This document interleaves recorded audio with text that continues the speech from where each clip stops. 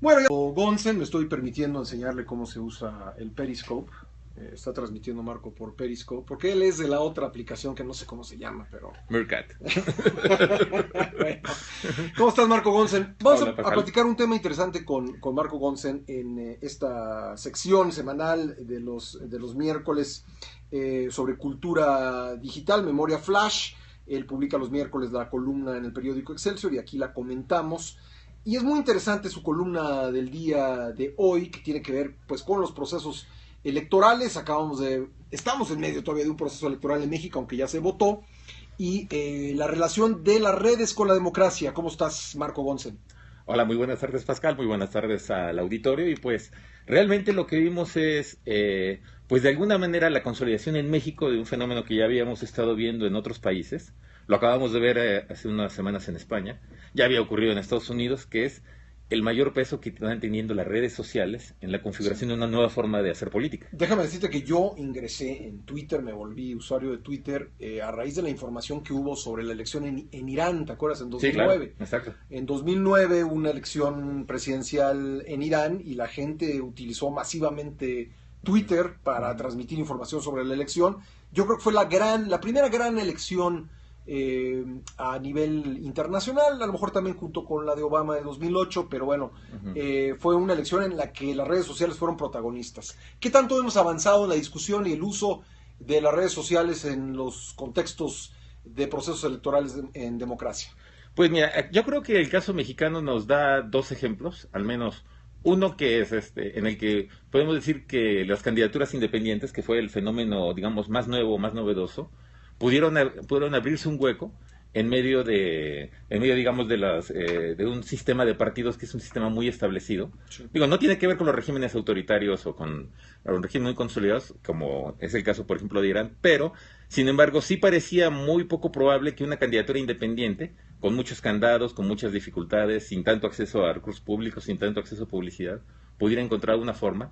Realmente la encontró y aunque en el número pueden parecer poco, 6 triunfos de un puñado más de candidatos independientes, es significativo que estos hayan logrado abrirse paso y un factor fundamental fue precisamente el uso de las redes. Pues sí, hay que destacar lo primero que empezamos a conocer del Bronco en la campaña de Nuevo León fue a través de videos subidos en YouTube, ¿no? Ujú, exactamente. Y también es el caso de Kumamoto en Jalisco, ¿no? Que también Sí. fue una candidatura, que ese todavía incluso es más curioso, más peculiar, porque sí es así de plano, pues no estábamos hablando de alguien que tuviera alguna pertenencia a alguna de las estructuras. Eso nos va a llevar a un fenómeno muy interesante que es la manera como las redes están eh, transformando la parte de la política en una parte muy profunda que tiene que ver con derruyendo todas las estructuras comunes con las que funcionan los partidos. Los candidatos normalmente se producen como producto, bueno, se generan como producto de burocracias partidistas, en las que está muy establecido cuáles son las reglas para participar ahí, y no es fácil que un ciudadano común y corriente pueda superar o brincarlas. Pero bastan las redes sociales, es decir, son suficientes para hacer una campaña exitosa. Sirven para hacer una campaña, pero ojo, he aquí la parte interesante del asunto. Pueden servir para instalar gente en el poder. Aquí hay una analogía curiosa, por ejemplo, con lo que ocurre en el mundo de los negocios. Hemos analizado mucho cómo la tecnología, las redes digitales, bueno, las plataformas digitales han acabado con muchos modelos de negocio, pero los han sustituido por modelos de negocio más, exitosos o aún más exitosos que los que había. En la política todavía falta por construir que estas herramientas tecnológicas ayuden a construir verdaderamente gobiernos, ¿no? En la columna hablamos de algunos análisis que establecen cómo las redes efectivamente ayudan a un ciudadano que llega al poder, pero no necesariamente lo ayudan a construir mayorías o a construir modelos eficaces de gobierno.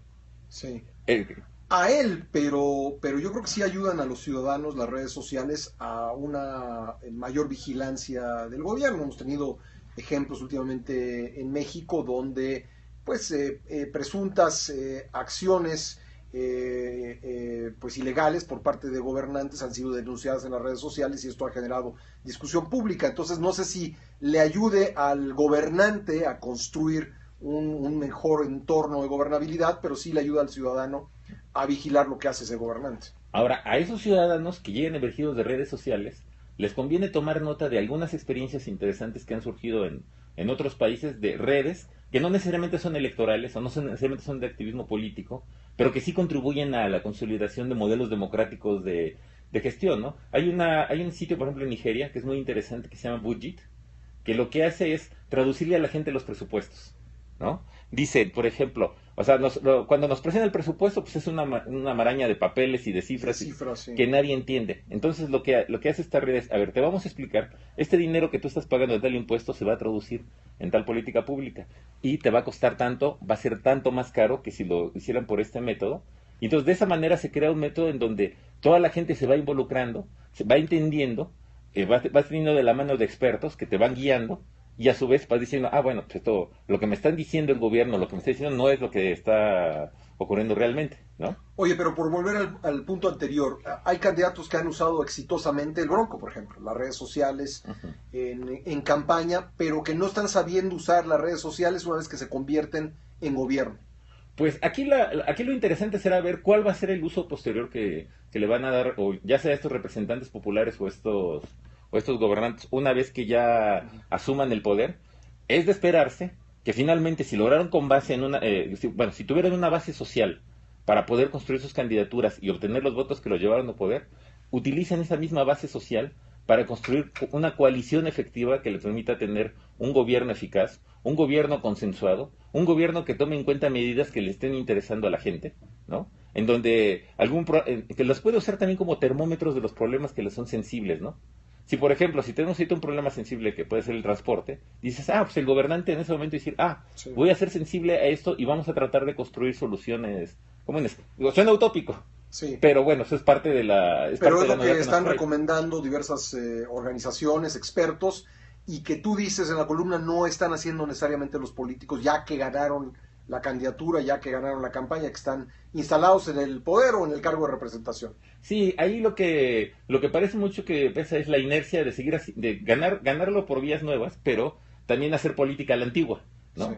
Porque, bueno, en alguna medida es parte de una transición, van a tener congresos donde dominan los partidos, lo cual los obliga a negociar o los obliga digamos, a hacer política a la antigüita, ¿no? Bueno, pues nosotros aquí en esta conversación hemos tratado de innovar, Uh-huh. por lo menos utilizar lo más que se puede las redes sociales. Tanto Marco Gonsen como su servidor hemos transmitido cada quien por Periscope esta conversación, esta sección de los miércoles de Memoria Flash con Marco Gonsen. Twitter de Marco Gonsen, que es @mgonsen. Gracias, Marco. Gracias. Todos los miércoles Marco Gonsen, además editor general del periódico Excelsior, aquí en esta conversación, en la segunda emisión de Imagen Informativa. Llegamos así al final del programa. Muchísimas gracias por haber estado con nosotros en Informativa. Los invito a que nos escuchen